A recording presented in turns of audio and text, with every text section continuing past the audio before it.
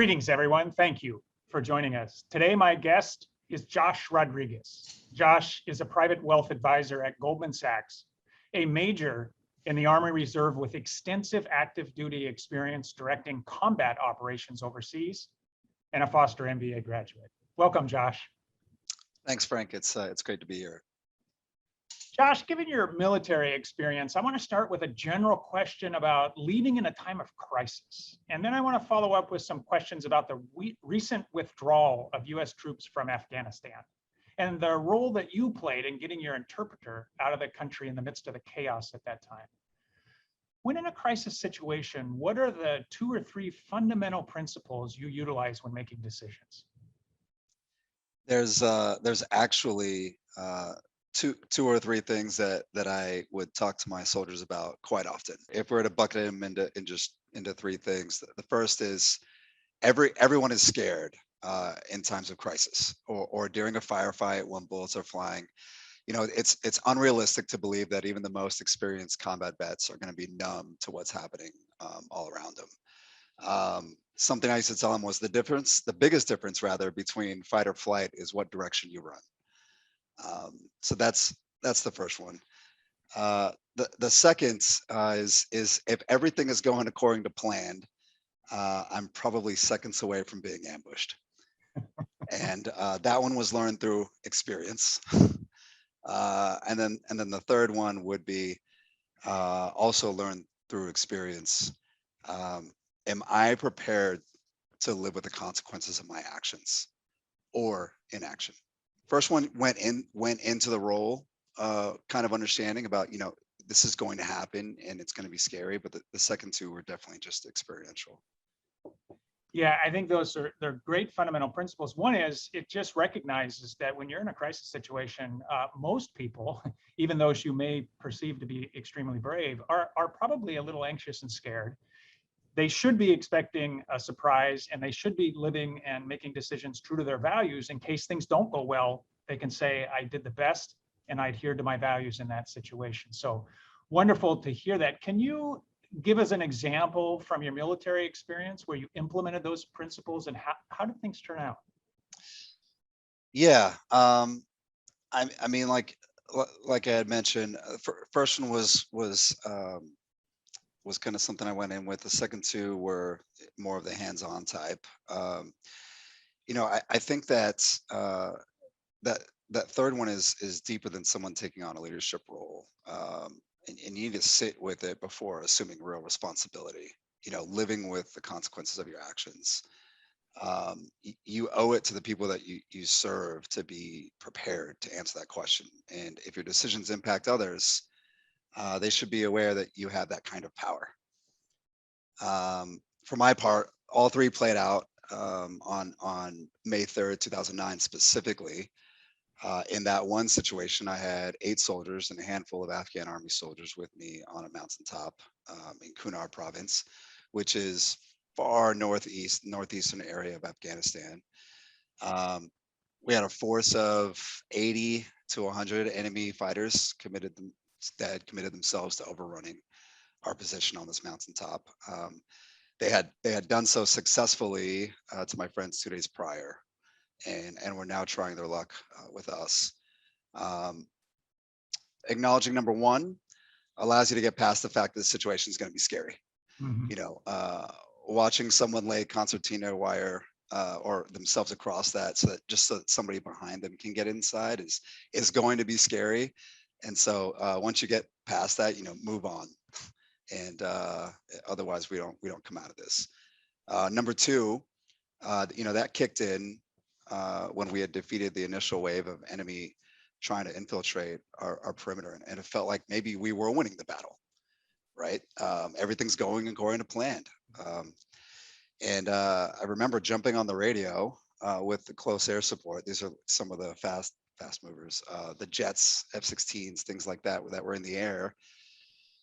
And they were telling me that there was a large group of fighters massing around 300, 350 meters away to rush, you know, our one fortified position.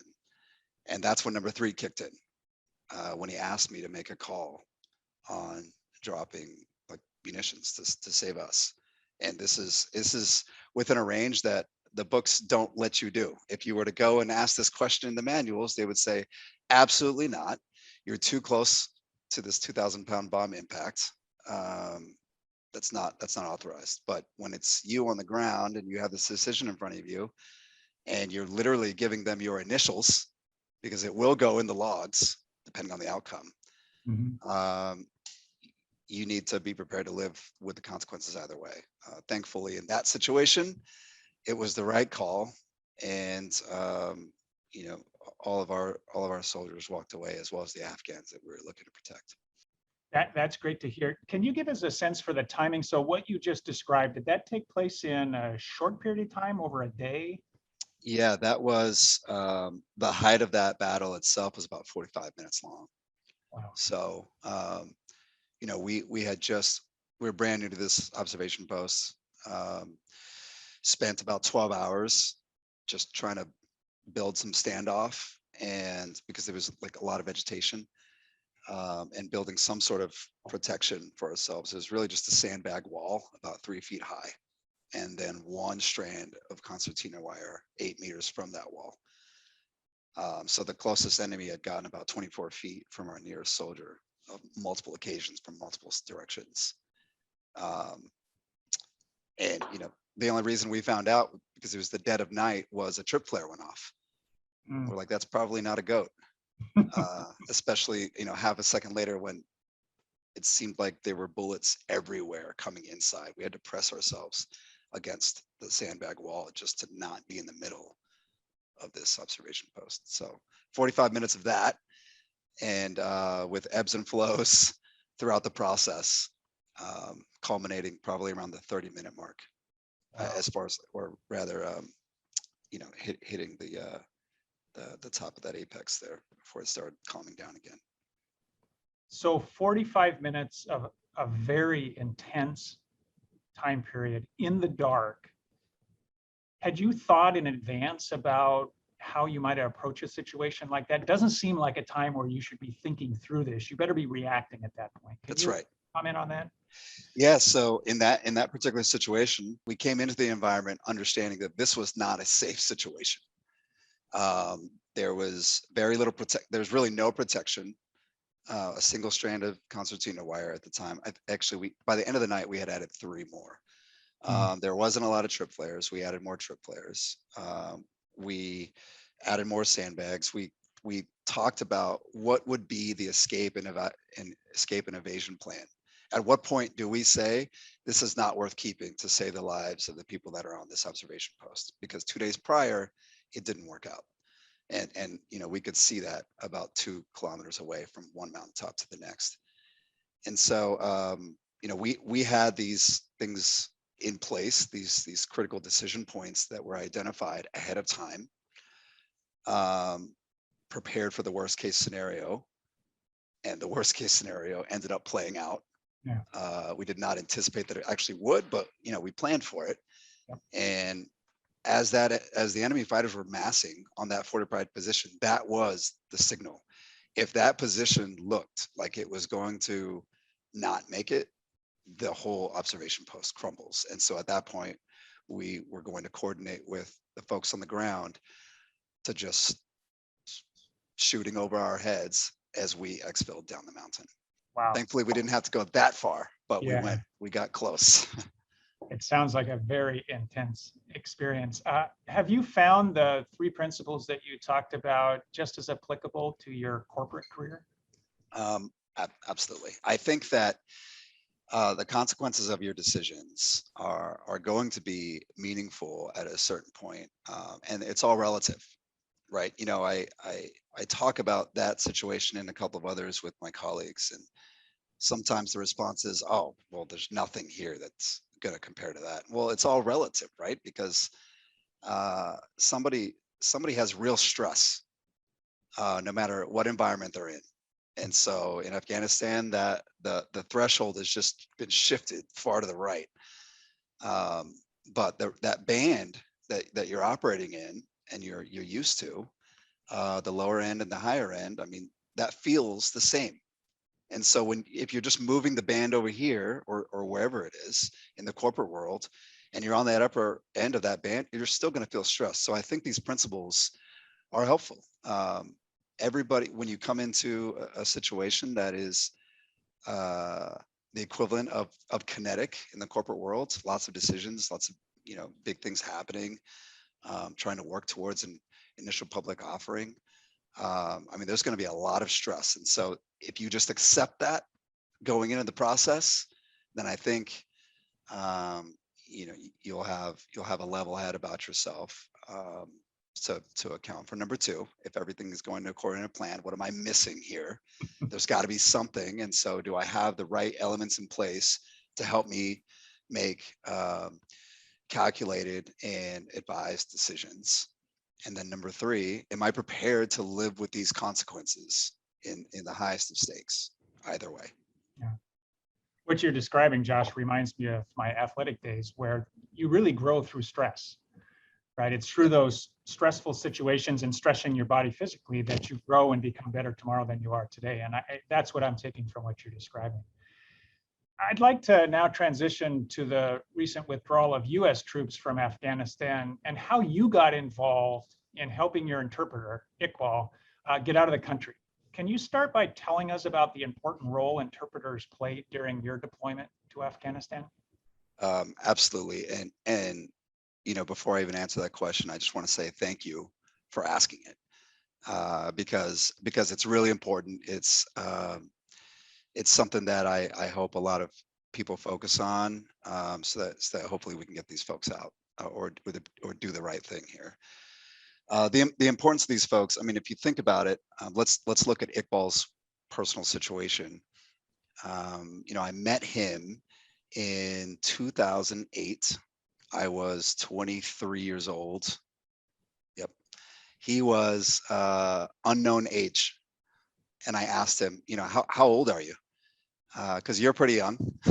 And I feel like I'm pretty young. And he was like, I don't know. What do you think? There's somebody standing right there with a piece of paper. And then they give me the piece of paper and this is my birthday. And yes, that's actually that's what we do.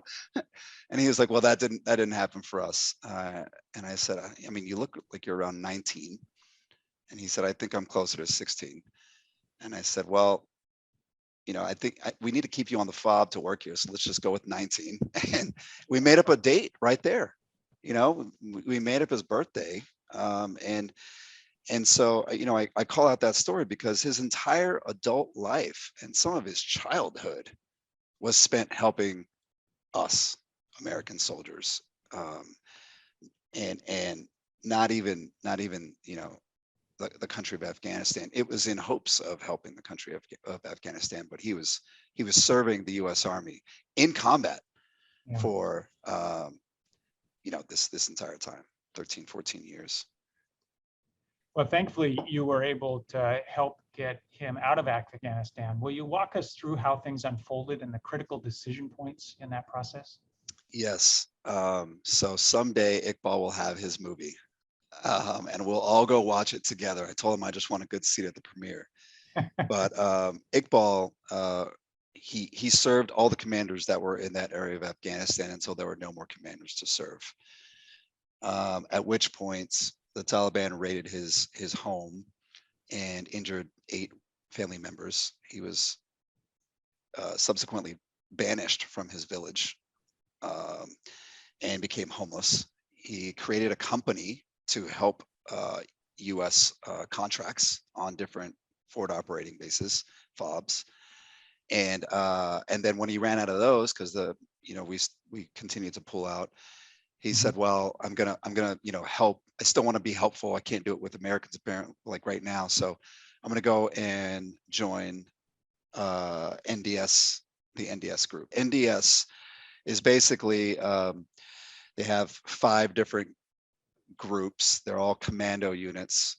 They are a paramilitary force. He went from the lowest person on the totem pole in NDS 03, which is in charge of Kandahar area, to being the commander of forces for NDS 03. This was my interpreter at 16 or 19 years old, is now the head of all commando units for Southern Afghanistan. So he gave me a call and told me, this is where I'm at. This is what I'm doing. I'm asking him where is he in the special immigrant visa process. He's telling me that he was initially denied, and I said, well, what happened? And so he gave me his packet. We're looking at April, May timeframe now of this year, and I see this thing that says unfaithful, disloyal service. And I'm like, this can't, well, what's going on? Tell me what the context is. I drilled down into, the weeds with every commander he had worked with. And the time period where this took place, it was literally a clerical issue that they thought had been fixed. It was that designation had been given to him by a contractor that never met him, not even in the country at the time. And so we were racing to try to fix this. Everybody's writing, their own memorandums for record. Meanwhile, Iqbal is fighting in Kandahar, and he's becoming one of the only ones fighting at this point. And so then the country begins to fall as we come into July timeframe, and it's getting to the point where this is not actually going to help you anymore. The paperwork's not going to work. It's not the way it should be, but there's just no time to clean this thing up. And so we were trying to just keep him safe the best we could, the commanders and myself. Kandahar falls. He gives me a call on his phone and says, the provincial governor told me to give everything to the Taliban. And he said, I'm not doing it. It was like the Americans believe and trust in me and this unit to continue fighting. So that night, he destroyed all the weapons and munitions and equipment that he had that he couldn't take with him on 2 different bases, and retrograded to the Kandahar airfield and protected the airstrip in hopes of getting out. So he's now protecting the airfields. He's slowly getting surrounded by the Taliban, and he's looking for a way out. And he also has 2 American reporters with him that we found out about later. He was trying to protect them.